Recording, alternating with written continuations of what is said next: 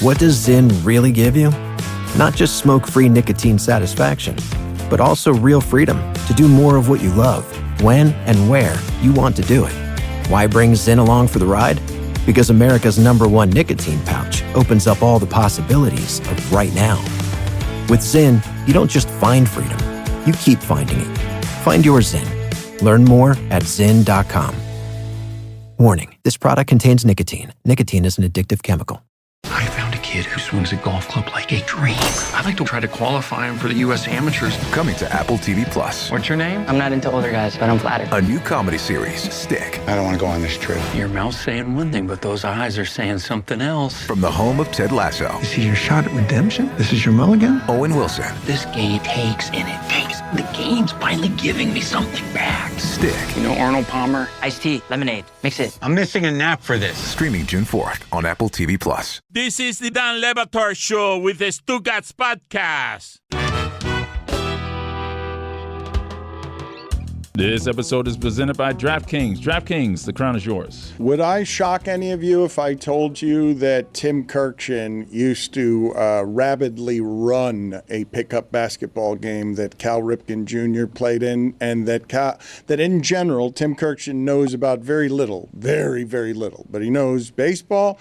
And I don't know that he knows that much less about basketball, because I dare say that what are you doing? It's a double negative from hell that you just did. You don't know that he doesn't know that much less about. Okay, so forgive me. I think that Tim cares about basketball and knows about basketball in many of the same ways that he does about baseball. Tim, do I have that wrong? No, you have it right. And I remember the Don Nelson play very vividly. Keith Erickson tipped that ball away from John Havlicek, and Don Nelson shot it from the free throw line. That's right. And I'll never forget how high that ball went, and then it went straight through for an enormous bucket in a playoff game. But Halliburton's, as we know, went, I think it's 7.23 feet in the air. I have never seen a ball go to the shot clock above the backboard like that. And Brian Maggott, who's a friend of mine, one of the great shooters ever, told me he's never seen anything like that. And he still shoots every day. And he's still one of the greatest shooters ever. And he said, I went out the next day, he said, and I shot that shot, trying to recreate that shot for 30 minutes and never even come close. He said, I promise you, if I shoot that shot every day for an hour until I'm 90, I will never be able to recreate that shot. That's how crazy that was. Hold on. So, Tim, here's the music. Finally, let me introduce you, America, to one of my math friends. Tim, thank you, because they were making fun of me, because I'm like, do you guys realize how improbable that shot was? Yeah, Dan, who cares? Well, math friends. No, but this is... That's the part we jumped on. My point is, now backtrack. Now that it's no longer cool to mock the math guy. But it's not math, though. Like, to me, it comes down to shooting form, right? He has incredible backspin on his shot, and so the reason you do that is to give the ball a chance to not just ricochet hard off the rim, but if it goes up, it'll have a chance to drop in. Now, it went up unusually high, but that doesn't make it a lucky shot, which is kind of what your whole premise is that it was a lucky shot, and it's not a lucky shot. It's a shooter's roll. I mean, you're bearing the lead here. I don't want to live in a country in which some guy can just say, I texted my math friends, and think that he can just move on with this show without guys saying, wait a second, math friends, you nerd. Preach! That's America, Jack. That is America. This is one of my math friends. You know what I'm gonna do? I'm gonna do something this month with Tim Kurkjian and my math friends. We're gonna do a baseball game. I'm gonna show you that me and my math friends can throw a party, even though you guys are afraid of math and you like to make fun of math. Tim Kurkjian's genuinely excited about sports surprising him all the time, and what he's telling you in terms of improbabilities, the Halliburton shot's not being covered correctly. Like it's as a historic shot, it will never happen again. It's never happened before. It'll never happen again. It'll never happen at the end of a game. This is why we need sports science. You're using Kurkjian wrong. Yeah. All right. I'll tell you how to use Kurkjian. I text Kurkjian last week. Who's the slowest position player in history? Oh, that's a good question. That's how you use a Tim Kurkjian, Dan. Tim? I think I said it was Ron Hasse. He did. And then I pitched. Caught a bunch of no hitters and was a good catcher, and he had some bad knees, so he was slow. And Chris, you came up with Benji Molina, right? Yes, Benji Molina. Good call by me. Great shout by me. And Benji Molina, who hit for the cycle once. Wow. How about that? Wow. So Barry Bonds, Willie Mays, Hank Aaron, and Babe Ruth never hit for the cycle, but Benji Molina did. I want to see that triple. It's so good. It's so good. The sports are so good. And you're right, Dan. I'm still amazed by the probabilities and the possibilities when you watch a game. And that shot I've never seen before. And you're right. I don't think we'll ever see that again. I will acknowledge that I have not used Tim Kurkjian, right? So, Tim Kurkjian, does Pablo Sandoval... He's already laughing. You haven't said anything other than the name. No, but Dan, this is why I'm laughing. I swear to God, yesterday I went to the Safeway and this guy comes up to me. I don't even know him. And he says, "What's your favorite looks like on the Batard game?" I don't even know who he is. So I tell him, well, it's Jeff Van Gundy, who looks like the coroner who does an autopsy while he's eating a ham sandwich. And then this guy says to me, my favorite, he said, is Stan Van Gundy looks like the generic face on a pizza box. Show. I came on right after him. This is unbelievable. What a juxtaposition. Me next to Stan Van Gundy after a guy in the frozen food aisle asked me a question about the Van Gundy brothers. That's less improbable than the Halliburton shot. Yeah. Does Pablo Sandoval look like the bear-shaped bottle of honey?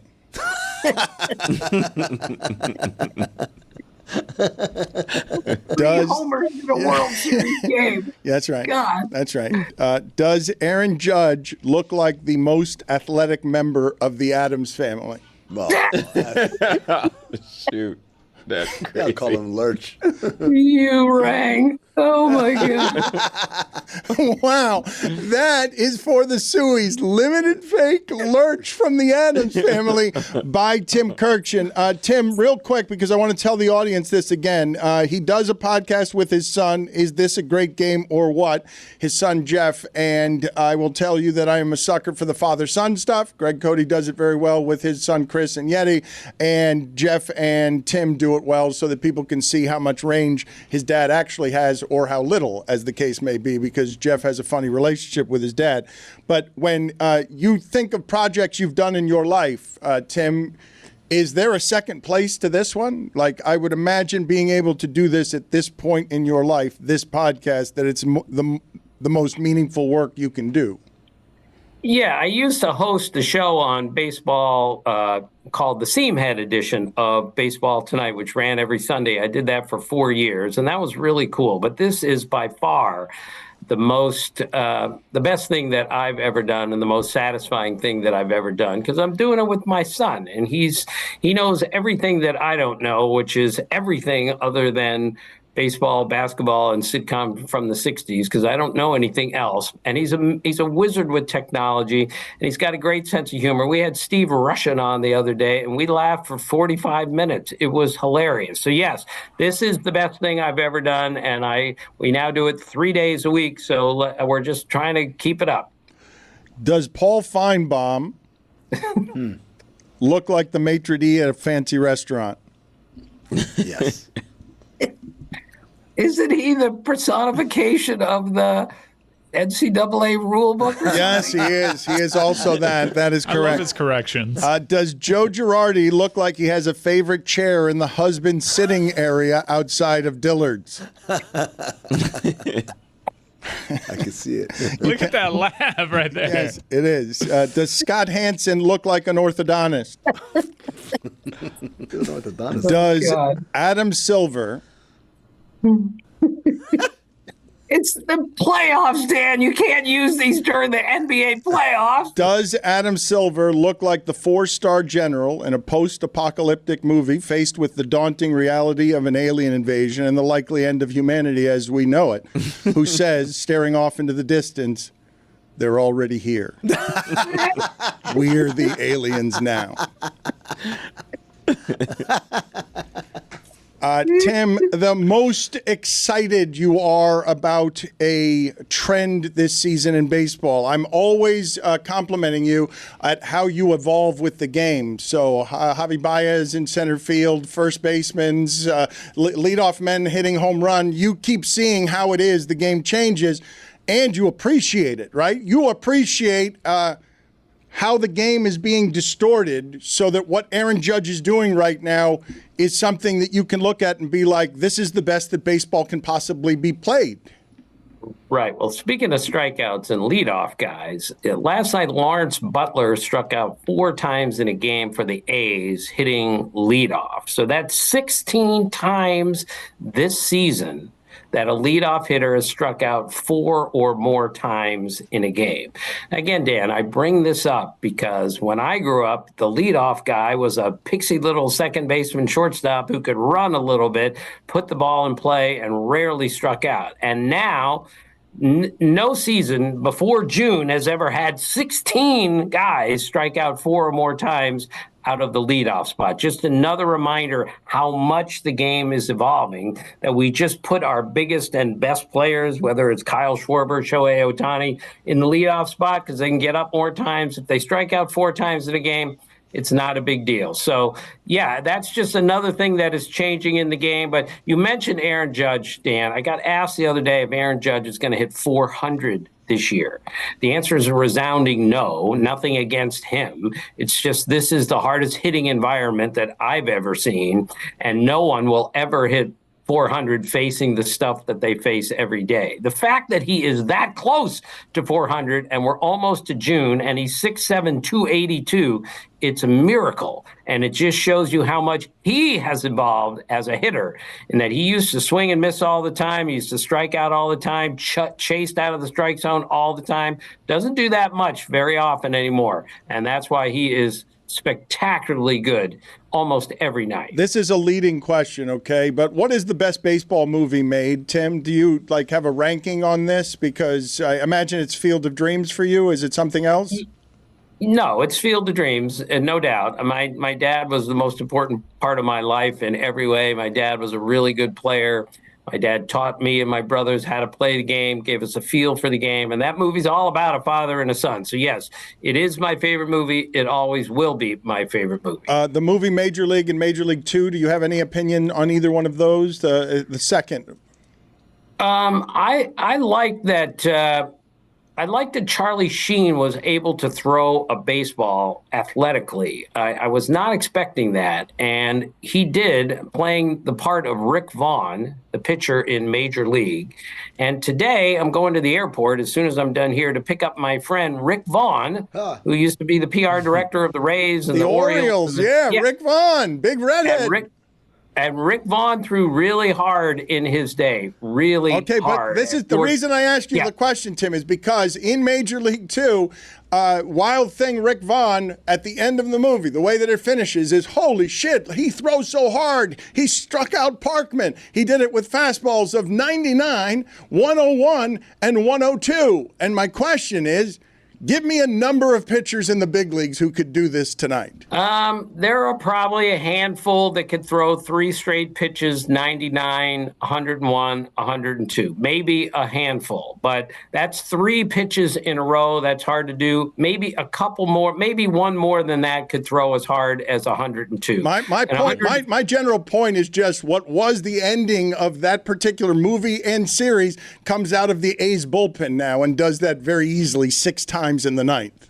Right. And Mason Miller is tremendous. And by the way, that guy got sick a couple years ago, and he lost weight down to like 155 pounds. I weighed 140 this morning, by the way. He weighed 155 because of the sickness. Then he gained it all back, and now he throws over 100 miles an hour again. And Dan, one more time, if anyone out there actually thinks they could put a ball in play against a major league pitcher today, you've got to be kidding me. And 102 is an incomprehensible rate of speed. Chris, sit down. You have zero chance. Stop it.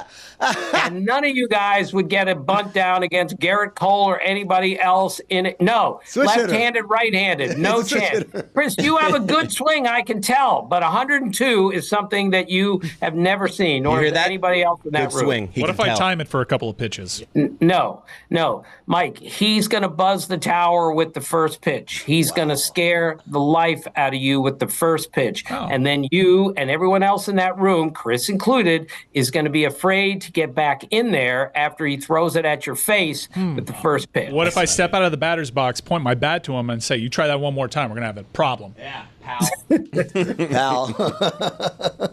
I asked Dusty Baker once. He asked me about facing Bob Gibson. So he went to Hank Aaron and said, I'm facing Bob Gibson tonight. What should I think about? And Hank Aaron said, whatever you do, don't look at him. Whatever you do, don't talk to him. And if he knocks you down, do not charge the mound because he will beat your ass. The same thing would happen to you, Mike. You point a bat at a major league pitcher, he's going to kick your ass no matter what. Sorry. No matter how big, strong, and athletic you are. All right, Garrett Cole. You try that one more time, pal. All right, you try that one more time. That's how that stops. I love the jargon of buzz the tower. Oh, I love it so much. That's such a cool, and coming from Kurkjian, like he's some sort of 5-star general, buzz the tower. Oh, my God. But what he's saying, though, the lunacy of what he says is that it is common in that sport to, like, buzz the tower when what you're saying is throw that sphere 102 miles an hour at someone's face. You guys think you'd be scared of that? Yes, of course. You'd also be scared of something right down the middle. Yeah. No, in my first at bat in Glades Corey League, I got hit with a pitch. I did not swing the bat for the remainder of the season. Chris Cote, good on-base percentage, though. Tim, I'm not kidding you when I say if I put Chris Cote at right now in a batter's box against 102, would he see anything other than a black dot? No, and he would have zero chance, obviously, of getting hit or putting it in play. Set it up. Zero chance of making contact. And I must say, speaking of, the proudest moment I've ever had on this show was when Dan asked me if you would name a rock band, which you would be in, and name it after a baseball term. I said Buzz the Tower. Oh, what a great name for a rock band. And that was because Dan asked me a stupid question, as he always does, and I came up with a stupid answer. The tower. That's a cool answer. Thank you, Seattle. We are Buzz the Tower. Yeah. Tim, give me 20 pitches. I'll make contact. Yeah. I'm not saying I'm getting a hit. There will be contact with the bat on one of those. You're 20 discounting pitches. that we're on the on deck circle. We're timing that pitch. We're timing it. Chris, Mike, if it's a competition and the pitcher loses, Jacob deGrom loses, if you put it in play or make contact, he's not going to lose. He's going to make sure that you don't make contact, even if he has to throw one up and in. Zero chance, Chris. Sorry. I can achieve all things through Christ. Tim, I got a question for you. Football players are renowned. They watch a ton of film. They're constantly consuming film. Yeah, I would say that you can't be a pro football player if you're not watching film, right? Basketball players, there are some who watch a lot of film, but there are some who are just kind of like off the feel of, especially if guys are vets. Like I know how guys are going to play, and I can adjust and figure it out. For baseball players, do they typically all watch a ton of film like the football players, or are there guys that just go out there and say, I've faced this pitcher enough times, I know what I'm doing? Yeah, most players look at their iPad or some sort of video device after most at-bats just to see what it looked like. And it bothers me, it worries me a little bit that a young pitcher was asked a couple years ago by his pitching coach, after the young pitcher had just thrown a bullpen, how did your bullpen go? And the pitcher said, I don't know, I'll have to look at my iPad. So he couldn't even tell you how he threw for 10 minutes in the bullpen until he looked at his iPad and went over it. Same pitcher was asked, all right, you're facing Judge, base loaded, 2 outs, 8th inning, 2-2 count, what pitch are you throwing? And he said, whatever my iPad tells me to throw. And that's my worrisome part, is that we've stopped watching the games to some degree, and we are watching our iPads and our at-bats and our bullpens instead of actually watching the game. A couple of things here, Tim. I want to break some news for you, and in exchange for that, I want you to do a promo for Jeremy Tachet's new show, Buzz the Tower, instead of what he's got coming on later in the show. It's presently called Pitch Clock or some other thing, or Pitch Count. Yeah, no, that's right. Or something else, but I'd like to call it Buzz the Tower, sponsor or executive produced by Tim Kurkjian. If he breaks some news here that you did not know about baseball, that we surprise you with, will you cut a promo for Jeremy Tachet's new baseball show, Buzz the Tower? Yes, I think I've made it clear. I will do just about anything on this show. Okay, let's see. Very unlike me, but if Dan asks me, I'll do it. All right, so that's a deal. That's the bet. Let's see if we can surprise Tim Kurkjian. It's rare to surprise him, anything baseball related. And you're asking me to be able to accomplish this. Okay, so here's what I would say. Tim, in the first inning, Aaron Judge was intentionally walked. It's the first time since who, in what season, that a Yankee was intentionally walked in the first inning. All right, forgive me here, Tim. You can think about that for a moment if you like, if you need some filibustering. Jeremy, I was under the confusion that we actually had a band that had Buzz the Tower already as its name. Oh, the front man of that band, Dan, is Bronson Arroyo. With the lead guitarist of Bernie Williams and playing bass, of course, Barry Zito. Did you know that Buzz the Tower already existed and that these three baseball players made up Buzz the Tower, the rock band? I did not, but you asked me that question about 10 years ago, so it's possible I came up with the name of the band before they formed the band. Yeah. But no, I did not know that, and I'm sorry. As for the intentional walks, I'm going to filibuster. Judge was walked intentionally in the first 2 innings yesterday. Think about that for a second. That's happened 5 other times in the last 30 years.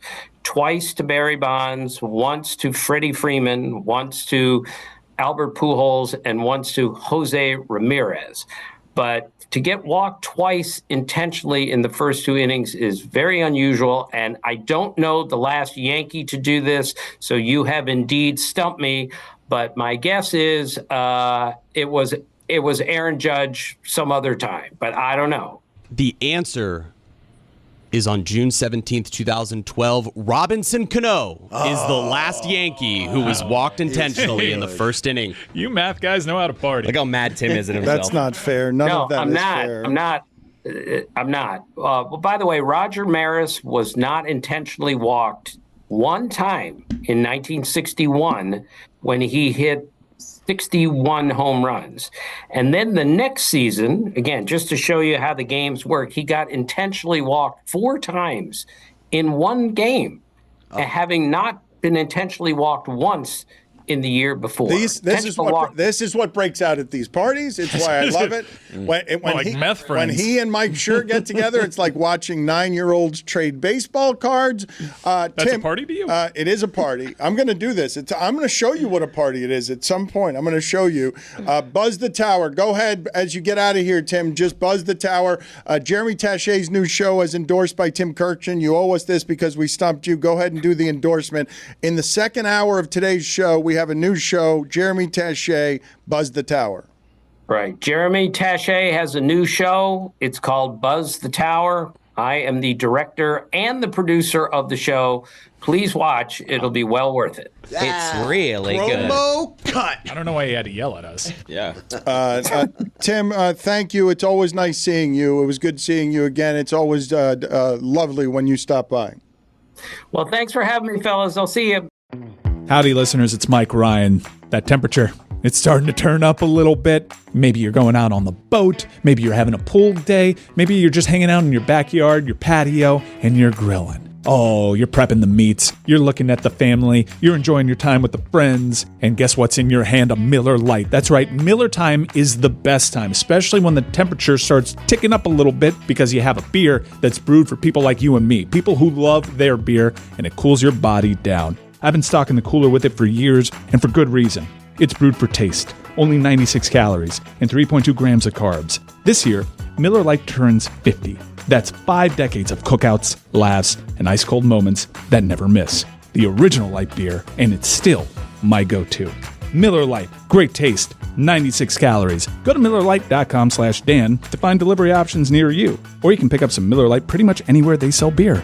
Cheers to 50 years of Miller time. Celebrate responsibly. Miller Brewing Company, Milwaukee, Wisconsin, 96 calories and 3.2 carbs per 12 ounces. What does Zyn really give you? Not just smoke-free nicotine satisfaction, but also real freedom to do more of what you love, when and where you want to do it. Why bring Zyn along for the ride? Because America's #1 nicotine pouch opens up all the possibilities of right now. With Zyn, you don't just find freedom, you keep finding it. Find your Zyn.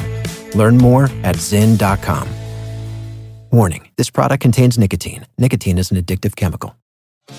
The conference finals are set. NBA history is on the horizon with DraftKings Sportsbook, an official sports betting partner of the NBA. You're not just watching, you're actually in the game. From player props to game lines, live bets, this is playoff betting at its best. New to DraftKings, bet just $5, and if your bet hits, you'll cash with $300 in bonus bets.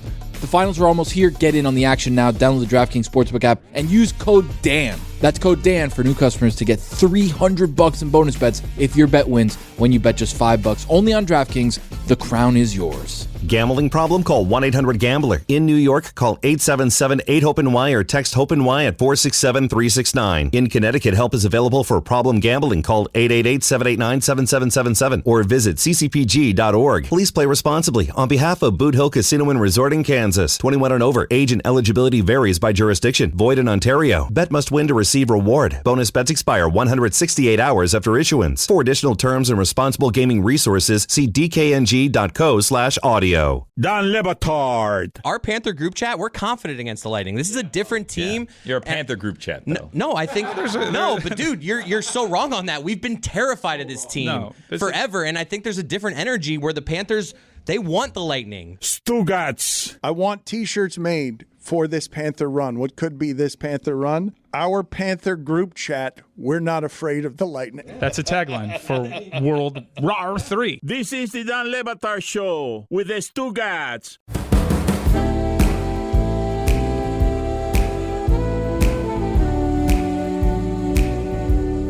So it's no longer pitch clock. It is now Buzz the Tower. We'll get Angel on the graphics. Everybody's good. Everybody's good with this. It's a cooler name. Yeah, absolutely. Well, he's now the director and producer too, so the fees are definitely going to be divvied up a lot. Next week we'll talk about that. This week we're going to stick with calling it the pitch clock, and then into June we'll settle the financials. What got Maverick in trouble at Top Gun?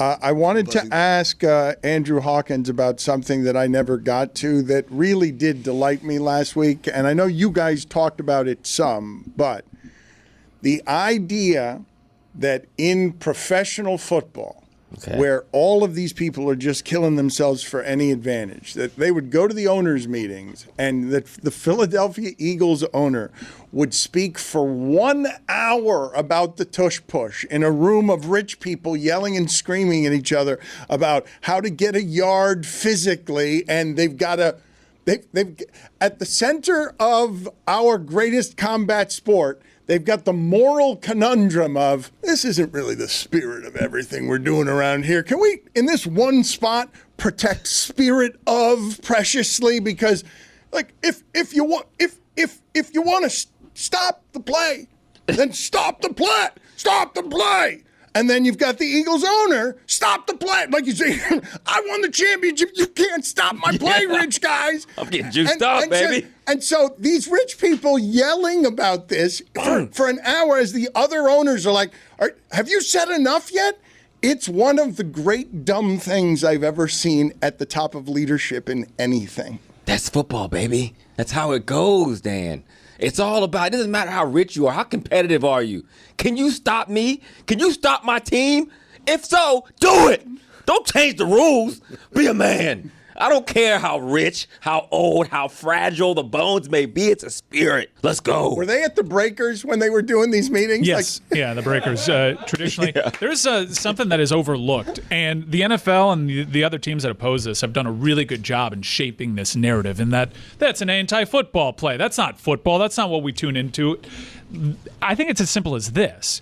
There was one team that actually came out in support of the Philadelphia Eagles that plays the Philadelphia Eagles. All these teams are just doing what they should do. The responsibility to their team. If there is an unstoppable play that the Philadelphia Eagles run, and you play the Philadelphia Eagles or think you could play them down the line, you owe it to your franchise to come out and stomp your feet and say, no, not a good play, not aesthetically pleasing, not what we do, when all you're trying to do is win a freaking football game. Credit to Dan Campbell for being like, yeah, we play them. We like to do that too. They can do it.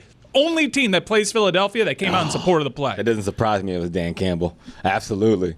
Nafisa Cobbler. That's a good one.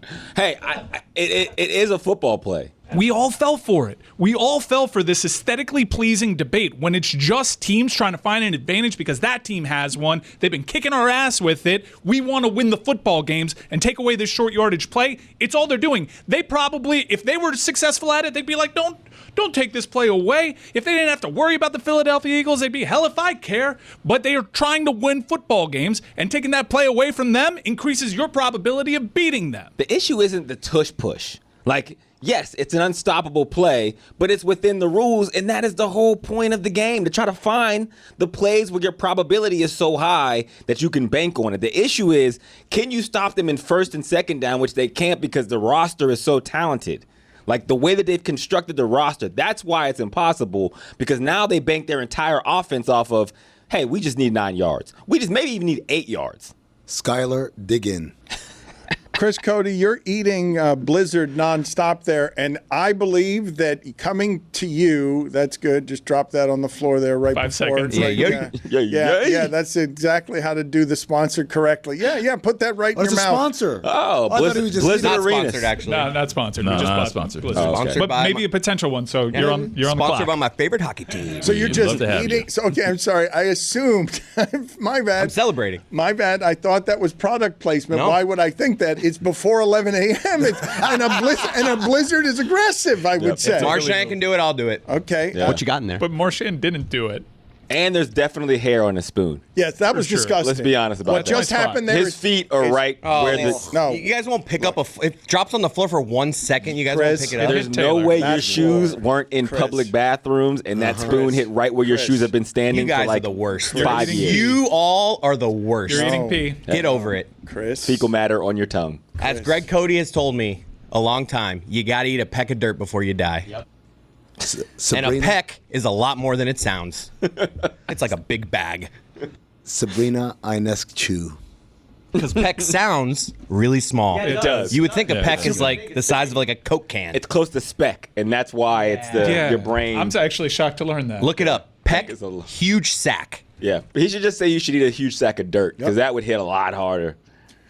I will tell the people who are listening to this and not watching it, okay? Because this argument, Chris Cote is disgusting a lot of different ways. We learn it every day, okay? And right now, he's lashing out at all of us, okay? And I understand why. He's surrounded and he's defensive, and we're about to come after his hygiene, which is repulsive.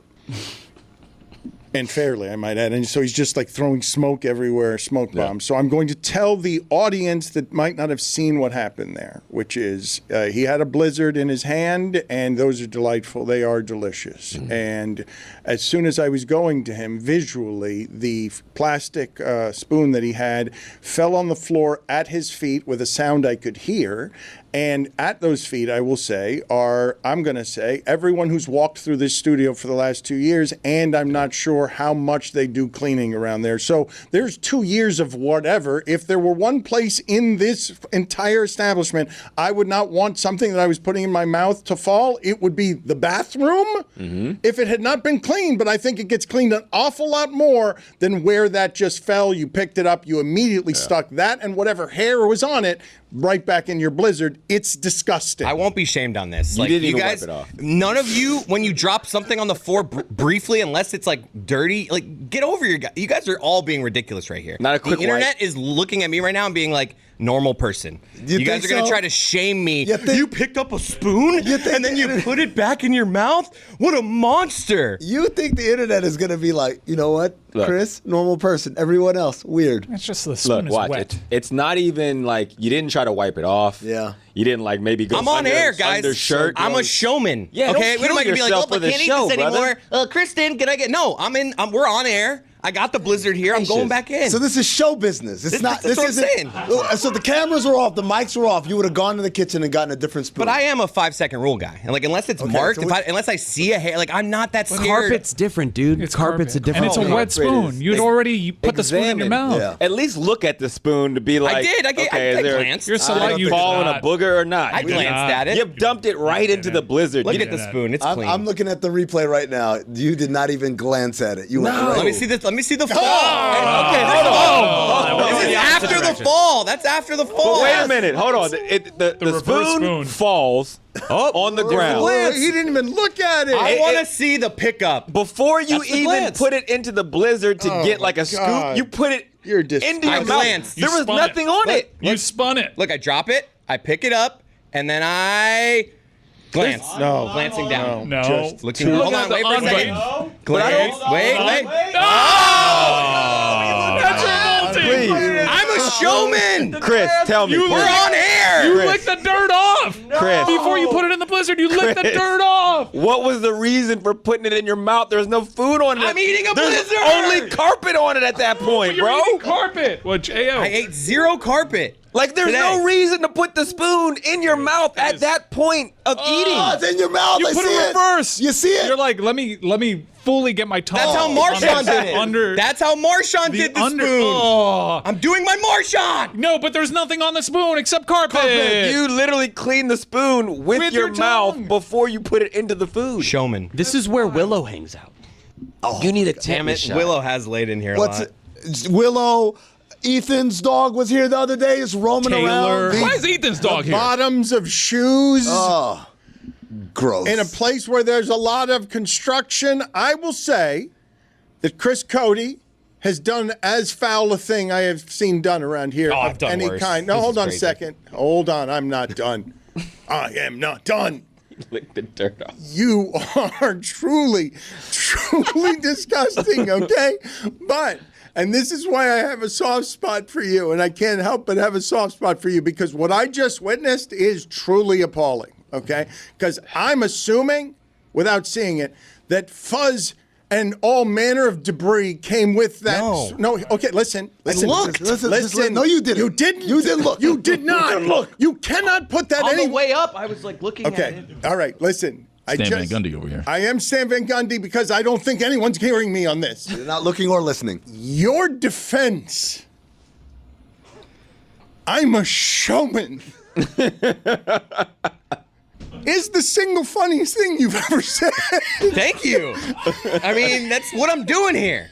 I don't like let a little thing of dirt stop the show. Hawk, you get this. You were with me before, I thought. Hawk, you get this. There's like certain degrees, man. There is a little bit of nuance and context that matters. But again, spoon to the mouth for no apparent reason after the dirt drop. Yeah. Oh. It's objectively wild. So Mike is doing an experiment right now. He just put a wet towel on the floor. He's going to lift it up, and we're going to see. I'm telling you, the cleaning people come in here, like, we're spending a lot of money on cleaning. Like, there's people all the time in here cleaning. So what is it? That the floor is clean, or that you're a showman, or the 5 second? You're giving me a lot of explanations here. I glanced, didn't see anything, so I'm like, I'm a showman, don't care. Let's go. I don't think the 5 second rule applies to things that aren't food, because there's no reason to put it back in your mouth at that point. You can clean it off. Let me see this thing. This thing, not dirty at all. Look at it. Clean. Don't put it in your mouth. You better not. I'll put it in my mouth. Don't do that. Don't do that. I really scrubbed that against the floor. I know you're a showman and everything. No, Do it, Chris. Is the show still on? Don't do it. Don't do it, Chris. You know what? Go ahead and do it, showman. Do it during Buzz the Tower. You better not. Let me refer to our DraftKings contract. Don't do Don't do it. Don't do it. Don't do it. They'll say we've changed. Chris. That's too close, Chris. I told the story before. I never throw up on flights. The last time I threw up on a flight was I was watching. Was it Dominique eat the picture of Stugotz's Yes, family? I was throwing up, and then it became sort of contagious. I threw up watching it on a flight. No, it's disgusting.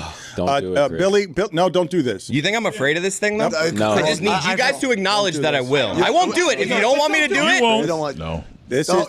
Mike, stop doing that, Mike. he said I won't. Why do you want to do disgusting things? I don't want to No, do it. don't go But on. is His hand is is there time shaking. left in this show, Hop? Oh yeah, there's time. Is the show on? Show is on. His hand is shaking. Don't be a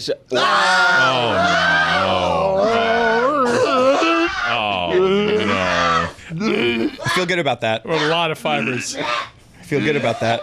You know what? That's Showman. I hate to Showman. Showman. Showman. Mike scrubbed Whiteman. the floor with that wipe. Hugh Like Jackman just would be a as showman. But I didn't know I was going up against a showman. Anyone want a bite? gracious, man. No, I'm good. This is why, man. This is what happened. Ah, this is fun. Back row Chris, I am back. Hijinks. According to Transformers Wiki, Panther was a maximal ground soldier and somewhat of an oddball. Oh, oddball. Monday through Thursdays. DraftKings Network. Wherever you get podcasts. You good, bro? Gosh, there's You no know, reason. I wanted in my mind it was a switcheroo. There was another one that he switched up, and I was like, no, I mean you were looking at him the whole time. I mean, There were no switcheroos. Mike scrubbed the floor with that. He might have stomped on it. Yeah. So, That's Dan. Don't throw up, please. Don't throw up. gosh, Chris. Dan gives good throw up sound though. Yeah, he does. Chris is going to be spreading. That's not MRSA just a sound. No, I know. I'm just saying though, like that. Give him that You're putting can. It's everyone really else happening. in danger now. The germs you're taking on Wash it down with a little blizzard. is now exposing everybody else to it. Wash it down. Aaliyah, Boston Market. My eyes are watering. This must be what it's like to try and hold it from farting on a plane. Howdy, listeners. It's Mike Ryan. That temperature, it's starting to turn up a little bit. Maybe you're going out on the boat. Maybe you're having a pool day. Maybe you're just hanging out in your backyard, your patio, and you're grilling. Oh, you're prepping the meats. You're looking at the family. You're enjoying your time with the friends. And guess what's in your hand? A Miller Lite. That's right. Miller time is the best time, especially when the temperature starts ticking up a little bit because you have a beer that's brewed for people like you and me, people who love their beer, and it cools your body down. I've been stocking the cooler with it for years, and for good reason. It's brewed for taste, only 96 calories, and 3.2 grams of carbs. This year, Miller Lite turns 50. That's 5 decades of cookouts, laughs, and ice-cold moments that never miss. The original light beer, and it's still my go-to. Miller Lite, great taste, 96 calories. Go to MillerLite.com/Dan to find delivery options near you. Or you can pick up some Miller Lite pretty much anywhere they sell beer. Cheers to 50 years of Miller time. Celebrate responsibly. Miller Brewing Company, Milwaukee, Wisconsin, 96 calories and 3.2 carbs per 12 ounces. What does Zyn really give you? Not just smoke-free nicotine satisfaction, but also real freedom to do more of what you love, when and where you want to do it. Why bring Zyn along for the ride? Because America's #1 nicotine pouch opens up all the possibilities of right now. With Zyn, you don't just find freedom, you keep finding it. Find your Zyn. Learn more at Zyn.com. Warning, this product contains nicotine. Nicotine is an addictive chemical.